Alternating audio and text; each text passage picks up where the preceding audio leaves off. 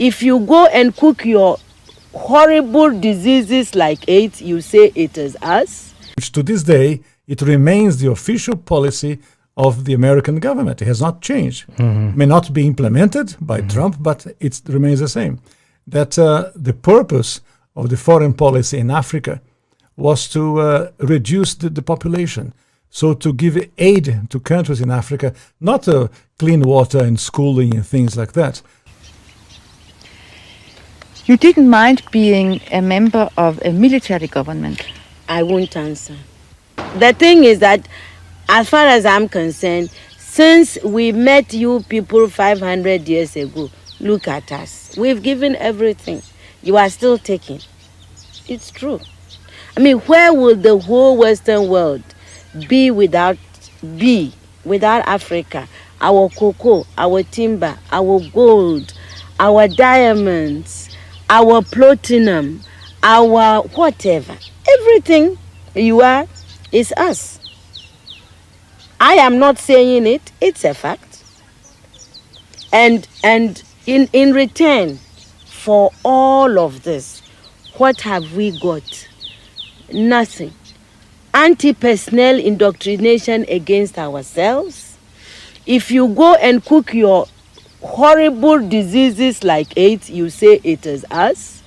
You brought us tuberculosis. We didn't have this big cough until white people came here. In exchange for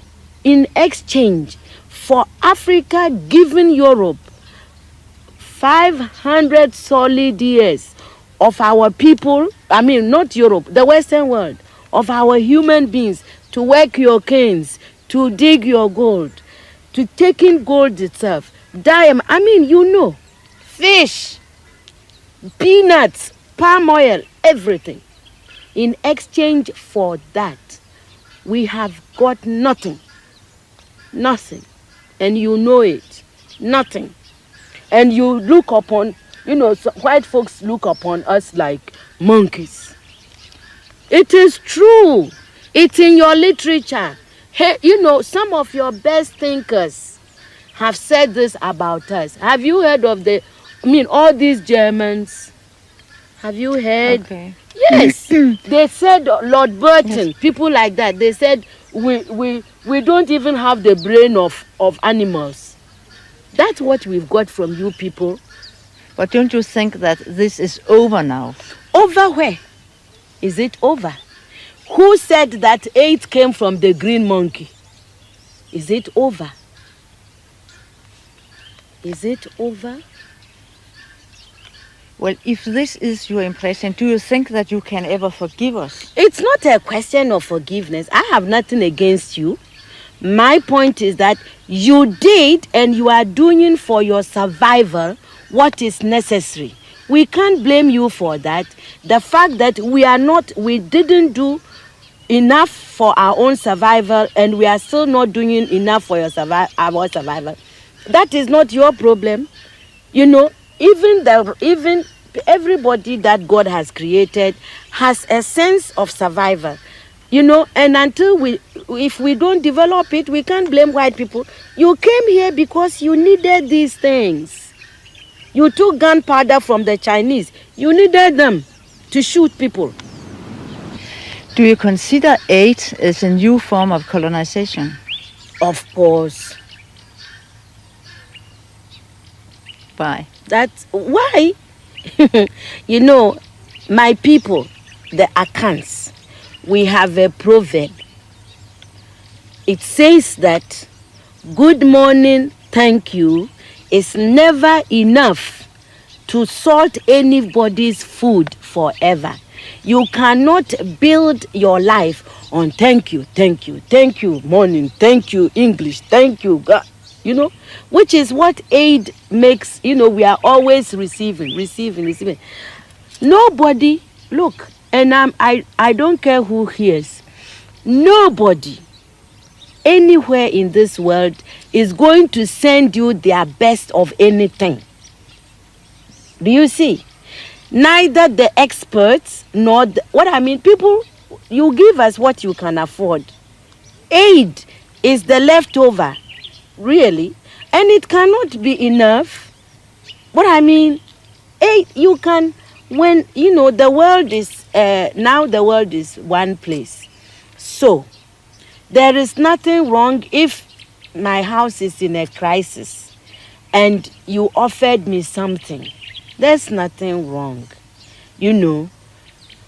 because there is interrelationship. But a whole nation, a whole continent cannot live forever on aid.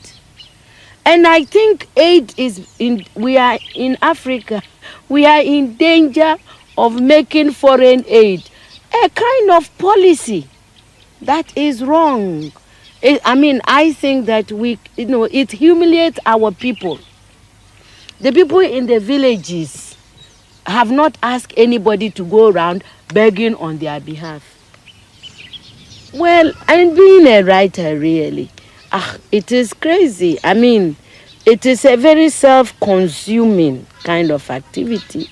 You sit in a room, you write, and you think that other people outside want to hear it. The tensions of, writing a book, it's tense. When you finish writing the book, you are tense because you wonder, how will the publishers and editors react to a book, to a story?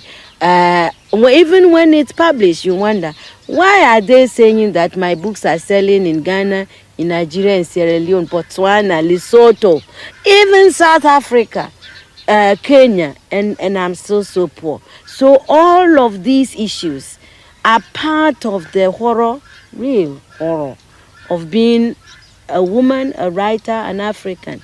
But you don't stop writing because of any of them. You just go on. Yeah, because there is a policy of the American government.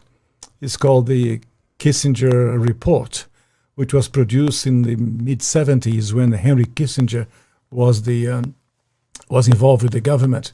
And it explicitly states, which to this day, it remains the official policy of the American government. It has not changed. May not be implemented by Trump, but it remains the same. That the purpose of the foreign policy in Africa was to reduce the population. So to give aid to countries in Africa, not clean water and schooling and things like that, but contraception and abortion, in order to shrink the population of Africa, because they have great mineral resources there. That sounds diabolical. It is, yes. That sounds like something conceived in the mind of Margaret Sanger. Yeah, definitely. And so at the time, Kissinger and those involved with the Carter administration wanted to shrink the population, make sure that the Africans do not develop and do not use the resources for themselves, because we in the States, we need them. There is a concerted effort of foreign powers to control the population of Africa. Africa is a huge continent, could feed thousands of more people, but the policies of the West, especially in Europe. For example, between 1990 and the year 2000, the United States, Canada, and Europe contributed about $6 billion in contraceptives, not to help the people, not to give clean water, clean food. That is not to fight malaria, for example. No, of course, perish the thought. Never let them die. That's the whole idea. So, in our work in HLI, we denounced this reality to make the Africans aware that they have to defend themselves against the influence of foreign powers. Is it just the United States, or do you believe that China is also playing a role in jockeying for the resources of Africa? China is playing a major role because China is buying property in Africa. For example, in Mozambique, which is a Portuguese-speaking language country, when Portugal was in charge of Mozambique, they used to export rice. Now they are importing rice from China because they cannot produce. The socialism has wrecked the production of rice. And the Chinese come and buy farms. So about almost a third of Mozambique belongs to China. So I was in other countries of Africa, it's the same reality. In South Africa, the Chinese are buying property, buying land in Africa. And they send their own workers, the Chinese workers. They don't employ people of the place, they send their own workers to populate and to live in